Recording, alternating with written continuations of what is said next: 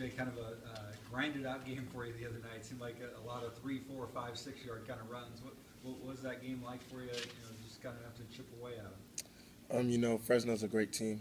They have a great defense, and we need coming into the game that we're gonna have to grind it out on the ground, like you said, and take what we can get, and then hopefully they'll break later on in the game, and they did, and it was just the preparation that prepared us for this game. We put in a lot of preparation, and it worked out in the game. So to finally break one there at the end, what was the feeling when you got out there in the open field and saw you actually got one? It was great. A running back always loves being out of space. That's where we can do a lot of damage. And after grinding it out with the yards and finally breaking it, it was very satisfying for me as well as for the offense. How important is it to be persistent in the ground game? I mean, if you go back to like UConn or whatnot, and you guys didn't really find the rhythm, and you didn't have many big runs at all in that game. The last 2 games kind of been that way, but eventually that persistence eventually pays off, it seems. Yeah, it's been really interesting for these past couple of games. We haven't really been breaking a lot of big runs like early in the game, and it's been teaching me a lot about patience and just being persistent, and just trusting in the plan that we have set for the game, and understanding that it's gonna break, and just to keep pounding and to keep on running hard. That 4th and 1 play. At what point do you find out that's going to be you getting the ball there, and what was kind of your reaction knowing that they're putting the game in your hands at that point? I mean, all week we prepared, like we always do, our short yardage plays, and we had a lot of great runs set up for the short yardage. And going into that play, I kind of had a sense that we were going to run one of the plays that I would be getting the ball, and it was just a mentality to where the team needed me to step up, and we needed to get that first down, and it was just a mindset of I can't be stopped, and I need to get the first down for my team. What was it like to be a part of that drive? I mean, considering not only the length of it, but a number of guys made clutch plays throughout that drive, and then the way that it ended was unreal as well. Yeah, I didn't really understand how many plays we really ran that drive, and like looking back at it, that was probably one of our best drives all year, to have a 17-play drive, and with, like you said, all the 3rd downs, the 4th down conversions that we had as an offense. I think that was really a defining drive for us, that we were able to go down there and impose our will and get a touchdown. And it was exciting for us looking back at it in the meetings and seeing what we really accomplished during that drive. When they took you off the field on that last play of the drive, did you know what was coming, or were you like, wait a minute, why am I coming out at this point? Or you talking about for the trick play? Yeah, no, I knew what play it was. It's a package deal, and I was just excited to see if we could pull it off, and we did, and it was great for that to happen. Saw you tweeted out that video from the locker room.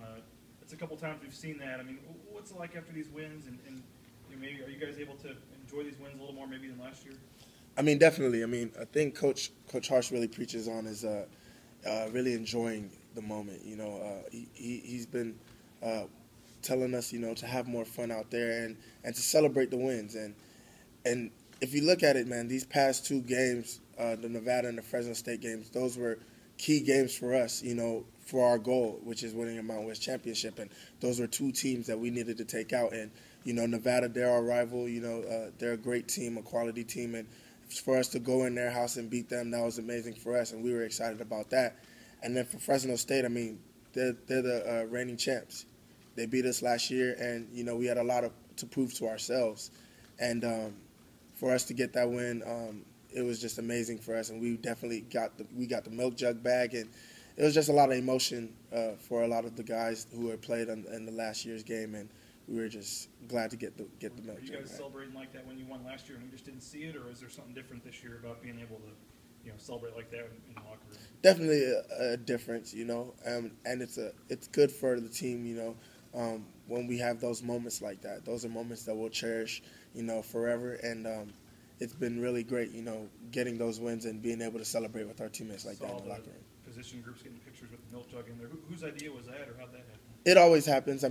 Since I was a redshirt freshman when we played Fresno back on the blue in like 2012, we all took pictures with the milk jug. It's everyone wants a picture with the trophy, so it's basically that's what it is.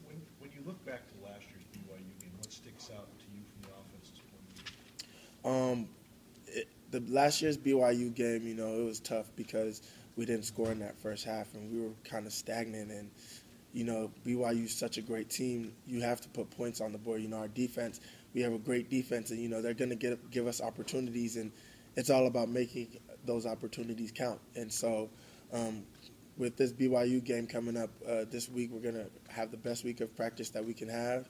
And we're going to prepare our offense, to go out there and put some points on the board because we really need to prove ourselves against this team as well. Did you watch them play last night? I caught some of the game, the Nevada game. Nevada came back in the second half, right? Yeah. So, I watched some of that game. And, like I said, BYU is a great team. Nevada's a great team. And it's great that, we have a common opponent. And so we'll be able to put that on film, and we'll be able to kind of look at some of the stuff that Nevada did, and we'll be able to go from there.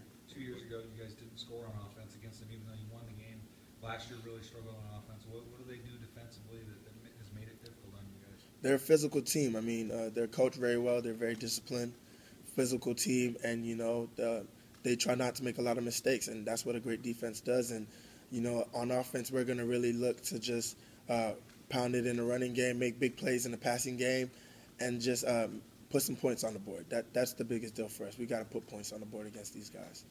Jay, what was it like when you scored that first touchdown? I don't know if you started pulling the trigger a little sooner or what, but to have the whole crowd get into it in Boise State and doing the sound effects and all that stuff, what does that mean to you? Everyone's just kind of getting on this whole thing.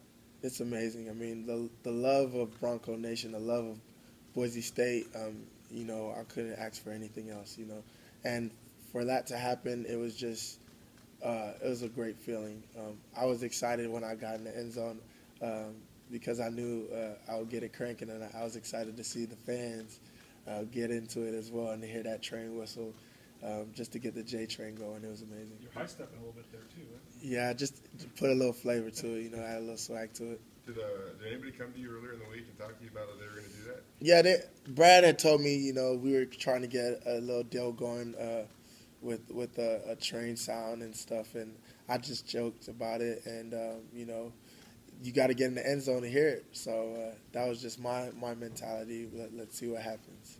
You got 23 touchdowns in 9 home games as the starter. What is it about running on that field that seems to agree with you? Playing in front of this great crowd, playing for this great university, I just want to do my best whenever I touch the field. And, it's been interesting seeing the stats at home just because of how, crazy they are. And, I would like to also, bring that to the away games too, because, you have away games also, and I want to be able to do great at both. And so that's something that, I'm definitely looking at, and something I need to prove to myself as well, is to be able to do great at home, and not only at home, but on the away games as well. How do you do it? I mean, do you do anything different when you prepare for a game? Is it simply traveling that is just a little different? Or I mean, I'm assuming you feel pretty comfortable running on you practice on that field every day.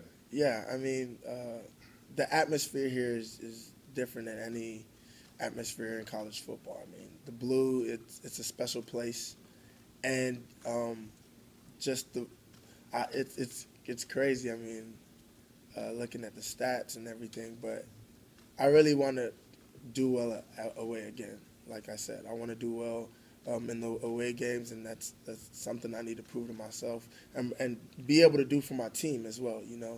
I have to be able to do well in the away games. How have you seen the offensive line grow through this season? And obviously, it's a very young group. And how have you seen them progress through these 7 games? They're persistent.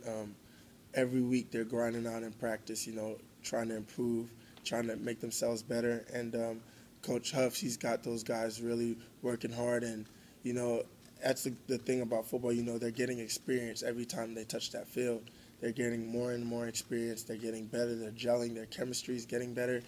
And so those guys are going to be really great, and they've been doing a great job. They're trying to steal one of your touchdowns there, though. Yeah, I was joking with Travis. He tried to take my touchdown away from me. I say he can have it, though. He's got it. He's the man. That's my boy. Jay, we do talk. I know every time we talk a little bit about workload. Now it comes later because we're getting used to you having this workload.